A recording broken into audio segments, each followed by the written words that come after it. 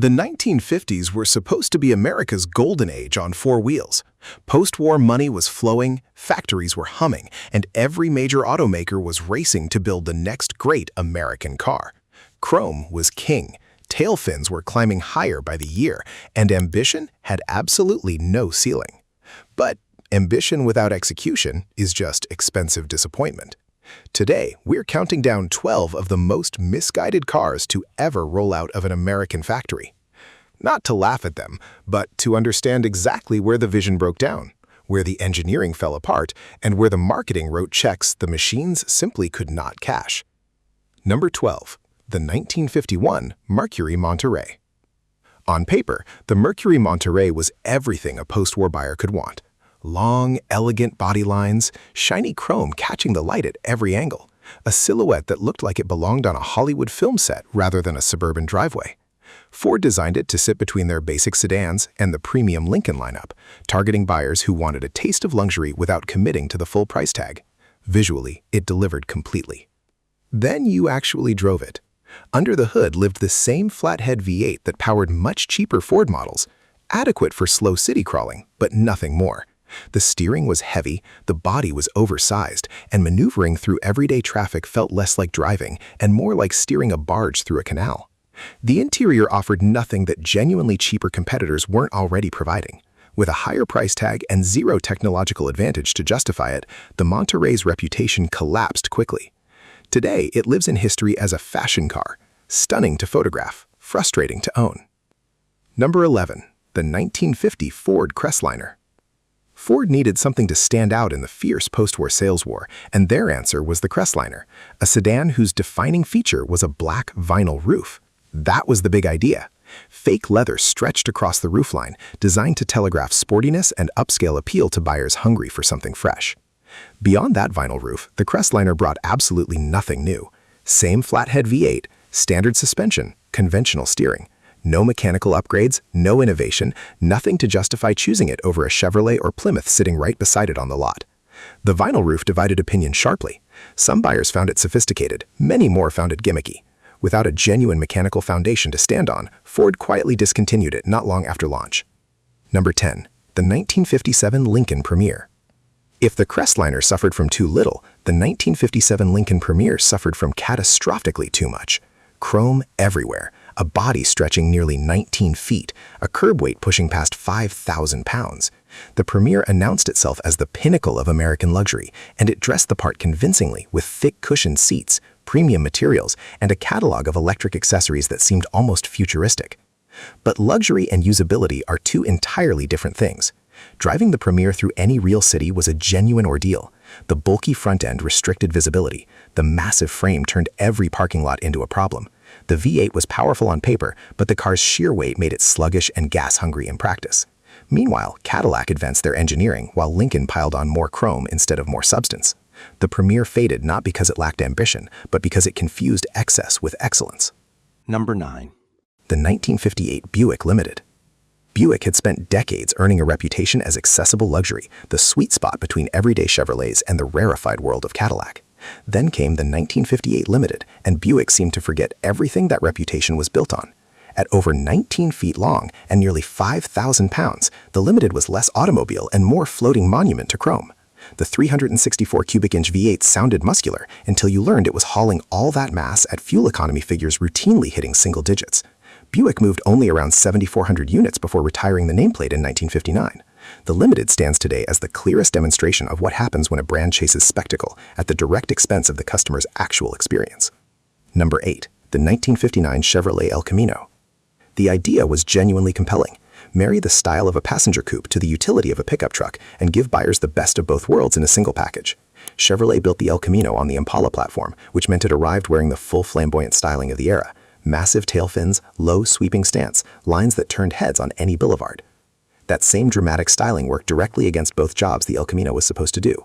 As a truck, the bed was undersized and the payload capacity was laughable. As a car, the pickup architecture forced cabin compromises that left the interior cramped compared to any standard sedan in the same price range. Ford launched the Ranchero the same year, striking a far more sensible balance between the two worlds. The El Camino's first generation proved that a bold concept without careful execution produces a vehicle that does two things poorly instead of one thing well. Number 7. The 1956 Dodge Adventurer. Dodge marketed the Adventurer directly against the Corvette and the Thunderbird as a genuine American performance coupe. On looks alone, the positioning seemed justified. Sweeping bodywork, glittering chrome, a two-tone paint treatment that looked fast standing still. The Hemi V8 producing over 300 horsepower supported the story convincingly on paper. Then the driving experience dismantled every piece of that narrative. The suspension was soft to the point of sloppy. The brakes were inadequate for any spirited driving. The heavy frame meant all that horsepower spent most of its energy simply moving the car's own mass. Buyers who arrived expecting a true sports machine discovered they had purchased an expensive cruiser in performance clothing. In a decade obsessed with genuine speed, the Adventurer's gap between promise and reality was simply too wide to survive. Number 6. The 1955 Cadillac Eldorado Biarritz. At more than $6,200 new, roughly $70,000 today, the Eldorado Biarritz was never meant for ordinary buyers. Two-door convertible, towering tail fins, gold trim, custom leather throughout. Cadillac built it to make a statement, and as a statement, it was undeniably effective. As a car, the picture was considerably less impressive. The V8's 270 horsepower was fighting a losing battle against the vehicle's considerable weight. The wide, low body made urban driving genuinely difficult. Maintenance costs were punishing because custom components and rare trim pieces meant replacement parts required serious money and effort. The Biarritz wasn't engineering, it was theater. Expensive, head-turning theater, but theater nonetheless. Number 5. The 1957 Ford Skyliner Retractable. Ford's engineers deserved genuine credit for ambition with the Skyliner Retractable. This was the world's first mass-produced car with a fully electric retractable hardtop, a metal roof that folded away into the trunk at the push of a button. In 1957, that was science fiction made mechanical reality. The execution was a nightmare waiting to happen. 7 electric motors, 6 locking mechanisms, 4 lift jacks, nearly 600 feet of wiring. When every component cooperated, the rooftop transformation was genuinely mesmerizing. When a single motor faltered, the entire system seized. The folded roof consumed virtually the entire trunk, making any real road trip nearly impossible. All that mechanical complexity added significant weight, degrading fuel economy and handling alike. Priced close to $3,000, over $33,000 today, buyers paid a steep premium for a feature that spent a troubling amount of time in the repair shop. Number 4. The 1958 Lincoln Continental Mark III. Lincoln's ambition with the 1958 Continental Mark III was direct, to dethrone Cadillac as the undisputed king of American luxury. They arrived with a car stretching nearly 20 feet, tipping past 5,000 pounds, loaded with 6-way power seats, power trunk release, and power windows throughout. Priced at nearly $6,000, over $65,000 today, it positioned itself squarely against the Eldorado. Lincoln brought size and price, but forgot refinement. The blocky exterior lacked the elegance Cadillac had spent years cultivating. The 430 cubic inch V8 fought a losing battle against the car's own mass. Every premium feature turned out heavier or more fragile than it should have been. The Mark III didn't lose on paper. It lost because bigger is not automatically better. Number 3. The 1959 Cadillac Eldorado Biarritz. If the Mark III represented excess, the 1959 Eldorado Biarritz took it to an entirely different dimension. Roughly $135,000 in today's money, hand-assembled. Interior finished in wool, brushed stainless steel, leather, and polished chrome. Standard equipment included a perfume dispenser, stainless steel cocktail tumblers, and memory position power seats. Cadillac built exactly 99 of them. Beneath all that opulence, the engineering told a very different story. The air suspension was innovative but unreliable. The electrical systems were elaborate but nearly impossible to service. The car's mass was so substantial that even a large displacement V8 struggled to move it with confidence. The Biarritz proved that there is a point beyond which adding luxury actually begins subtracting from the ownership experience. Number 2. The 1958 Edsel Pacer. Ford had a genuine strategic vision when they created the Edsel brand. A real gap existed between mainstream Ford models and the premium Mercury lineup, and Ford intended to own that middle space with one of the largest advertising campaigns in automotive history. The expectations were enormous. The reality that arrived in showrooms was devastating. The Pacer's vertical grille was immediately controversial and widely ridiculed, but the appearance was only the beginning. The Teletouch push-button transmission was mechanically fragile and failed frequently. Electrical problems were endemic, panel fit was inconsistent, interiors rattled.